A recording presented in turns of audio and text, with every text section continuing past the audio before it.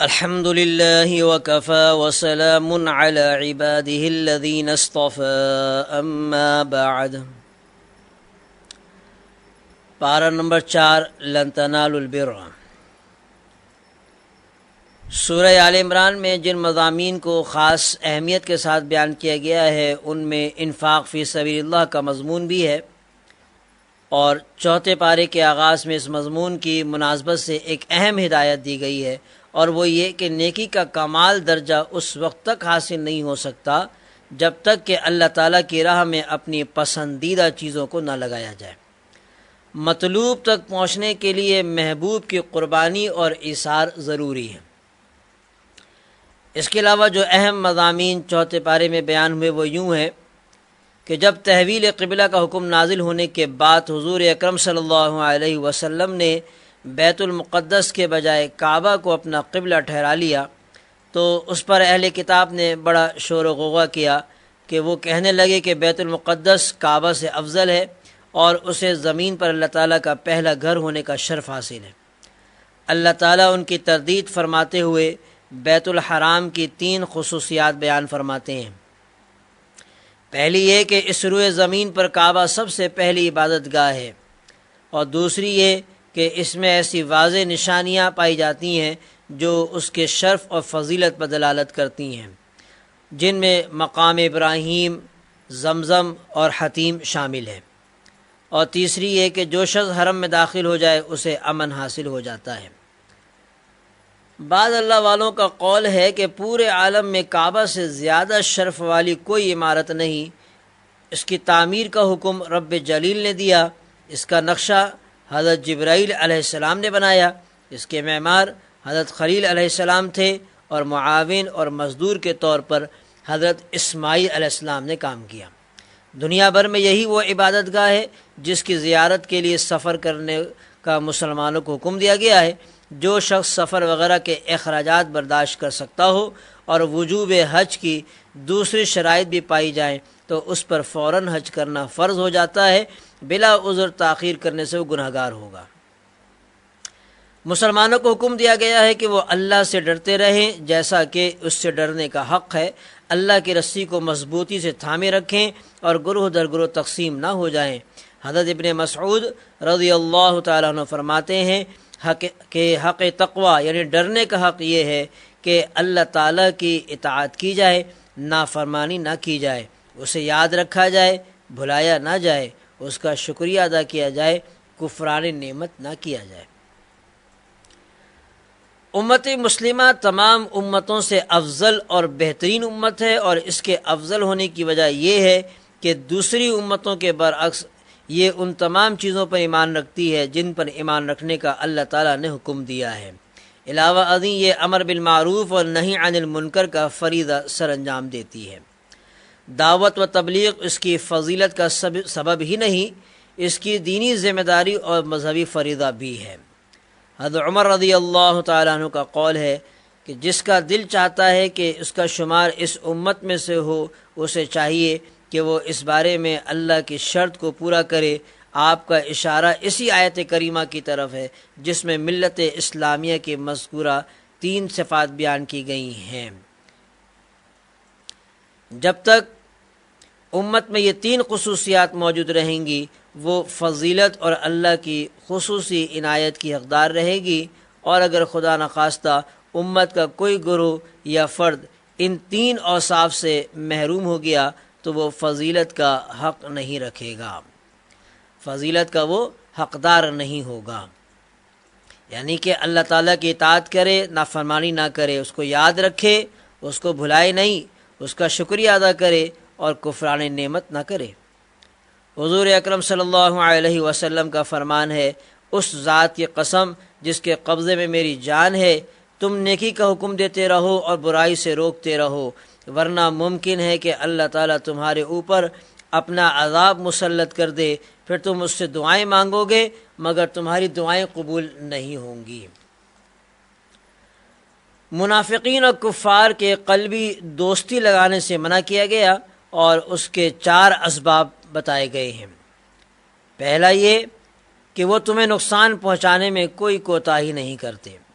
دوسرا یہ کہ وہ دل سے چاہتے ہیں کہ تمہیں دین اور دنیا کے اعتبار سے مصیبت اور پریشانی لاحق ہو، اور تیسرا یہ کہ ان کے چہرے اور ان کی باتوں سے تمہارے لیے بغض و عداوت ظاہر ہوتا ہے، اور چوتھا یہ کہ ان کے دلوں میں جو بغض اور حسد پوشیدہ ہے وہ ان کی اعلانیہ باتوں سے کہیں زیادہ سخت ہے۔ منافقوں کو رازدار اور دلی دوست بنانے سے منع کرنے کے بعد غزوہ بدر کا ذکر ہے، جسے تمام اسلامی غزوات کا تاج ہونے کا شرف حاصل ہے۔ اس غزوے کے شرکاء نے جہاں خود جرت اور بہادری کی انوکھی مثالیں قائم کیں، وہیں انہوں نے اللہ تعالیٰ کی قدرت اور غیبی مدد کے مظاہر اپنی آنکھوں سے دیکھے۔ مسلمانوں کی تعداد بہت تھوڑی تھی، اسلحہ بھی نہ ہونے کے برابر تھا۔ اس غزوے سے دو بڑے سبق مسلمانوں کو حاصل ہوئے۔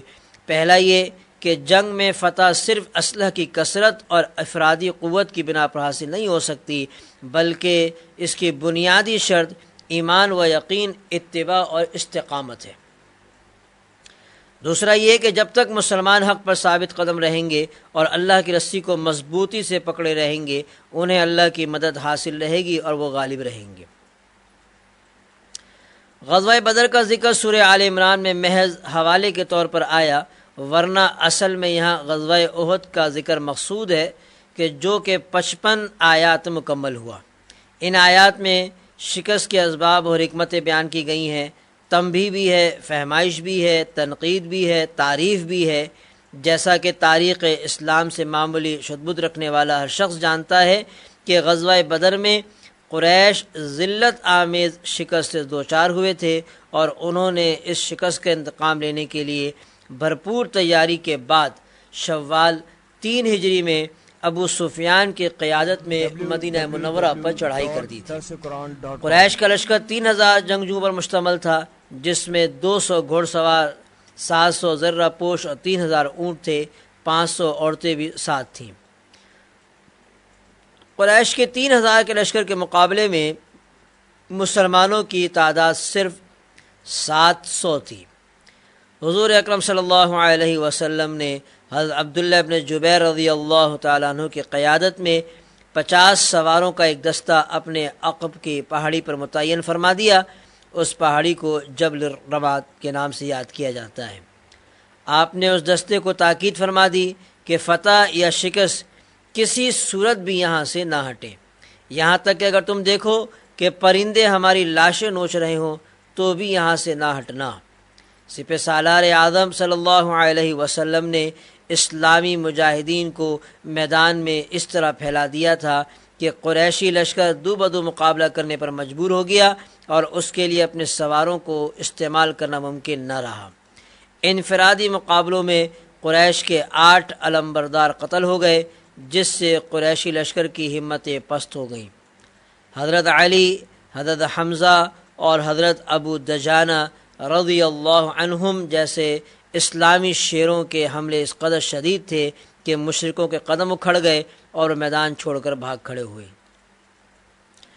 قریشی لشکر کی شکست دیکھ کر جبل رماد کے تیر اندازوں نے بھی اپنی جگہ چھوڑ دی، اور 10 مجاہدین کے سوا سب مال غنیمت جمع کرنے میں مصروف ہو گئے۔ خالد بن ولید، جو کہ اس وقت تک ایمان نہیں لائے تھے، جو کہ اب تک عقب سے حملہ کرنے میں ناکام تھے، اسے سنہری موقع ہاتھ آیا اور انہوں نے جبل رماد پر موجود چند تیر اندازوں کو رونتے ہوئے زوردار حملہ کر دیا۔ اسلامی فوج اس شدید حملے سے غافل تھی۔ ادھر جب بھاگتے ہوئے قریشی پیادے کے سپاہیوں کو اس حملے کی خبر ملی تو وہ بھی پلٹ پڑے۔ اب اسلامی لشکر 2 طرفہ حملے کا شکار ہو گیا۔ یوں بظاہر ایک چھوٹی سی غلطی کی وجہ سے مسلمانوں کی فتح شکست میں تبدیل ہو گئی۔ اس لڑائی میں 22 مشرک قتل ہوئے، جبکہ دوسری طرف 70 صحابہ شہید ہوئے۔ سید الشہداء حضرت حمزہ رضی اللہ تعالی عنہ بھی اس میں شامل تھے۔ قریشی لشکر اس پوزیشن میں تھا کہ اگر اللہ اس کے دلوں کو پھیر نہ دیتا تو وہ اسلامی لشکر کا مکمل خاتمہ کر سکتا تھا، لیکن موقع ملنے کے باوجود وہ ادھوری فتح پر ہی اکتفا کرتے ہوئے مکے لوٹتا ہوا نظر آیا۔ منافقین نے اپنی فطرت کے مطابق وسوسہ اندازی شروع کی کہ اگر مسلمان حق پر ہوتے تو انہیں ہرگز شکست نہ ہوتی۔ اس لیے 55 آیات میں غزوہ احد پر تبصرہ کرنے کے بعد 25 آیات میں منافقین کا تذکرہ ہے جو فتنہ و فساد کا کوئی موقع ہاتھ سے نہیں جانے دیتے تھے۔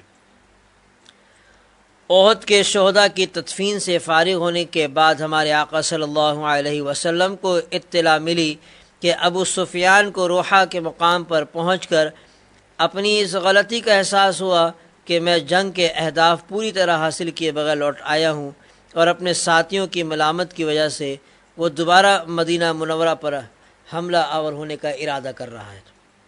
آپ اس کے ارادے کی خبر سن کر خود ہی قریشی لشکر کے تعاقب میں چل پڑے اور ساتھ ہی یہ شرط بھی لگا دی کہ تعاقب میں صرف انہی مجاہدین کو جانے کی اجازت ہے جو کل کی جنگ میں شریک تھے۔ آپ اندازہ کیجئے صحابہ کرام رضی اللہ تعالی عنہم کے ایمان و یقین اور عزم وفا کا کہ ابھی 70 شہداء کو دفن کر کے فارغ ہوئے، زخموں اور تھکاوٹ سے نڈھال ہیں، لیکن انہوں نے اپنے آقا اپنے محبوب صلی اللہ علیہ وسلم کی دعوت پر لبیک کہا اور انتہائی سرعت سے سفر کرتے ہوئے مدینے سے 8 میل دور حمراء الاسد کے مقام تک جا پہنچے۔ اللہ تعالیٰ نے مشرکین کے دل میں رعب ڈال دیا اور وہ تیزی سے مکے کی جانب کوچ کر گئے۔ مذکور مقام کی مناسبت سے اسے غزوہ حمراء الاسد کے نام سے یاد کیا جاتا ہے۔ اس غزوے کا تذکرہ کرتے ہوئے اللہ تعالیٰ فرماتے ہیں، جن لوگوں نے جنگ میں زخمی ہونے کے باوجود اللہ اور رسول کے حکم پر لبیک کہا، ان میں سے جو نیک اور پرہیزگار ہیں ان کے لیے اجر عظیم ہے۔ سورہ آل عمران کے آخری رکوع میں ان اہل ایمان کا ذکر ہے جو ہر حال میں اللہ تعالیٰ کو یاد کرتے ہیں، ارض و سما کی تخلیق کے بارے میں غور و فکر کرتے ہیں اور اپنے پروردگار سے دعائیں کرتے رہتے ہیں۔ اور سورت کے اختتام پر فلاح کے 4 اصول بیان ہوئے۔ نمبر 1 صبر، کہ دین پر جمے رہنا اور مشکلات اور مصائب کی وجہ سے دل چھوٹا نہ کرنا۔ نمبر 2 مصابرہ، کہ دشمن کے مقابلے میں دشمن سے زیادہ استقامت اور شجاعت کا مظاہرہ کرنا۔ اور نمبر 3 مرابطہ، یعنی دشمنان دین سے مقابلے کے لیے اپنے آپ کو تیار رکھنا۔ اور نمبر 4 تقوی، کہ ہر حال میں اور ہر جگہ اللہ سے ڈرتے رہنا۔ 4 سپارے میں سورہ آل عمران ختم ہوتی ہے اور پھر سورہ نساء شروع ہوتی ہے۔ سورہ نساء کا تقریباً 1 پاؤ 4 پارے میں آیا۔ یہ بھی مدنی صورت ہے، اس میں 176 آیات ہیں اور اسے سورۃ النساء کبریٰ یعنی بڑی سورۃ النساء بھی کہا جاتا ہے۔